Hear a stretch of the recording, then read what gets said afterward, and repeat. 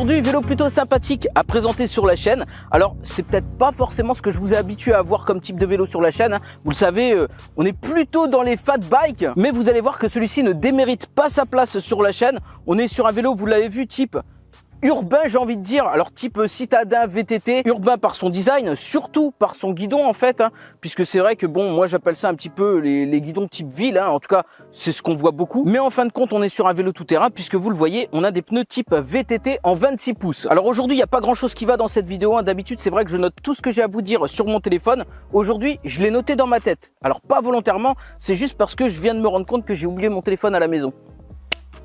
Mince alors. Bon, ce n'est pas grave, ne vous inquiétez pas, j'ai tout là-dedans. Mais avant de commencer la vidéo, bien sûr, un petit instant racolage. Si vous n'êtes toujours pas abonné à la chaîne, je vous invite à le faire, c'est gratuit. Et puis si vous aimez bien mon contenu, un petit like, un petit commentaire, ça mange pas de pain et ça fait plaisir. Et bienvenue également à toutes les nouvelles personnes qui s'abonnent à la chaîne, ça me fait extrêmement plaisir aussi. Aujourd'hui, on est sur un vélo de la marque Kaizda, le modèle exact c'est le K6C. Donc vélo type ville VTT, mi-ville, mi-tout-terrain, vous l'avez compris. Comme d'hab, vidéo en deux parties. Première partie, je vous parle des specs du vélo. Deuxième partie, on ira faire un petit ride avec. Vous l'avez donc vu, on est sur un vélo en 26 pouces avec des bonnes roues tout terrain. Là, on est dans un chemin clairement, il est sur son terrain. Bien qu'on n'ait pas de suspension à l'arrière, on a tout de même une suspension à l'avant qui va faire son taf, qui est plutôt souple. De toute façon, vous le voyez, on n'est pas sur un vélo qui va être fait pour faire du cross, mais on est plus sur un vélo type balade, type pour faire de la piste cyclable, des petits chemins comme ça passe, mais voilà, vous n'allez pas faire les 24 heures du Mans ou je ne sais quoi avec. Pourquoi les 24 heures du Mans ?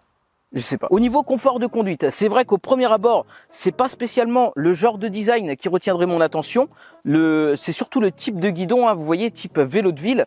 Par contre, je dois vraiment admettre que c'est beaucoup plus confortable qu'un guidon droit. Un guidon droit sur les VTT, à chaque fois, je le rappelle, mais vous allez plus avoir tendance à avoir le dos courbé, une position un petit peu agressive, comme si vous partez à la guerre. Alors que là, pas du tout, vous allez pouvoir vraiment garder votre dos droit, puisque vos mains vont pas être à ce niveau-là, mais plus ici. Donc vous allez pouvoir vraiment garder une posture bien droite. Donc ça, c'est vraiment le gros avantage de ces guidons-là, c'est que vous avez un confort de conduite inégalable par rapport à un VTT. Surtout que vous avez une potence réglable, donc ici elle va être inclinable de haut en bas, donc vous allez pouvoir régler encore plus votre guidon comme vous le souhaitez. Vous allez également pouvoir monter ou descendre la potence, donc deux inclinaisons, une d'avant en arrière et une de haut en bas. Vous avez un cadre bas, donc ça vraiment c'est parfait, vous avez juste à faire une petite enjambée.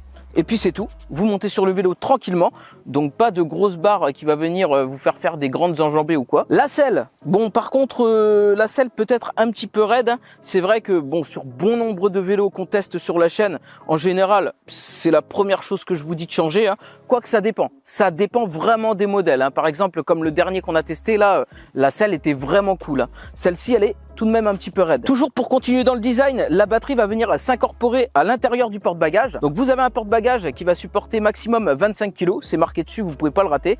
La batterie bien sûr qui va être amovible de son socle. Vous avez une clé, tout simplement vous tournez pour déverrouiller, vous tirez la batterie et vous allez la recharger chez vous tranquillement. Lumière avant, lumière arrière. Alors pour la lumière arrière, elle est totalement dépendante de la batterie. De toute façon, elle est carrément ancrée sur la batterie, donc voilà. Dès que vous allumez la batterie, si vous voulez, le phare va rester allumé. Quoi qu'il arrive, il n'y a pas de bouton pour l'éteindre, pour l'allumer, donc voilà, il restera allumé. Peu importe si vous freinez, ça va pas s'allumer plus fort, clignoter, voilà, ça restera tout le temps allumé. Phare avant, vous avez un petit bouton sur le guidon directement pour l'allumer, donc ça c'est cool, c'est très ergonomique. Bon après, voilà, vous n'allez pas éclairer les ovnis avec, vous allez être visible tranquillement, vous allez voir ce qui se passe devant vous. Mais c'est tout. C'est pas le feu le plus puissant qu'on a vu sur un vélo jusqu'à aujourd'hui. Ça permet d'être visible et ça permet de voir devant vous. Ce serait malheureux que ce soit pas le cas. Klaxon électronique. Un klaxon de bagnole le truc, il est tellement fort.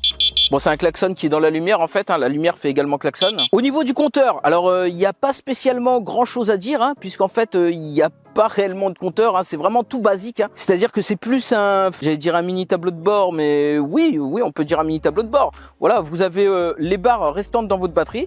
Donc ça va jouer avec 5 barres, c'est 5 points rouges en fait. Vous avez 3 vitesses au niveau de l'assistance électrique, donc low, middle et height. Et puis c'est tout. Donc c'est très basique, vous n'avez pas la vitesse à laquelle vous roulez, vous n'avez pas le voltage de votre batterie ou quoi, voilà. C'est très sobre, très soft. Dérailleur Shimano 6 vitesses. Alors la plupart du temps, je pense qu'on voit plutôt 7 vitesses sur les dérailleurs Shimano, arrêtez-moi si je me trompe, mais voilà. Peut-être que là, je sais pas, vélo de ville, ou ils ont mis que 6 vitesses. Voilà, bon, en tout cas, écoutez, 6 vitesses, voilà, bon, ça n'empêche pas de faire du vélo. Alors, on n'a pas de dérailleur, on a juste 6 vitesses à l'arrière. Bon, ça aurait manqué un petit dérailleur, hein, comme d'hab, mais ça c'est pareil. Sur les fat bikes, il n'y a jamais de dérailleur et puis arrivé au bout d'un moment, bah tu moulines. Alors, vitesse maximum, 25 km/h et pas plus, 25 km/h, ce qui est déjà pas mal. Hein. Après, si vous voulez aller plus vite, bah faudra pédaler plus. On a un moteur de 250 watts à l'arrière. On a une batterie de 12,5 ampères en 36 volts. Qui va nous permettre une autonomie d'environ 40 à 70 km. Et franchement, ça fait plaisir de voir une marque qui ne déconne pas sur ses autonomies. Parce qu'en général, on le sait, hein, sur une batterie qui fait 12,5, sur certains sites, ils vous disent que vous pouvez faire 400-500 km, hein, voire 400-500 000, tu vois. Voilà, donc là, vraiment, c'est pas déconnant. 40 à 70 km, vous les faites à l'aise, les mecs, avec une batterie de 12,5 ampères en 36 volts. Surtout avec un vélo qui n'est pas très lourd et un moteur de 250 watts. Pour vous dire, avec mon fat bike et ma batterie de 13 ampères, donc moi, sur mon fat bike, j'ai quand même un moteur de 750 watts, il me semble. 500 watts ou 750 watts, il me semble que c'est 750 watts. Hein. Je fais à peu près 60 km d'autonomie avec 13 ampères et un moteur de 750 watts. Et un fat bike, un truc un peu plus lourd, tu vois. Donc là, 250 watts, 12,5 ampères, voilà. Garde-boue à l'arrière, garde-boue à l'avant. Garde-boue à l'avant que je n'ai pas monté, bien sûr, mais il est à la maison, voilà, je l'ai juste pas monté. Deux freins à disque sur le vélo, donc pas de pédales qui vont venir se plier ou quoi. De toute façon, voilà, on n'est pas sur un vélo design pliant. Et je pense qu'on a pas mal fait le tour des specs. Maintenant, on va aller un petit peu sur le terrain, histoire de voir ce que ça donne. Allez, let's go! On est parti pour un petit ride, du coup, là je suis encore dans le chemin. Je vais bientôt le quitter.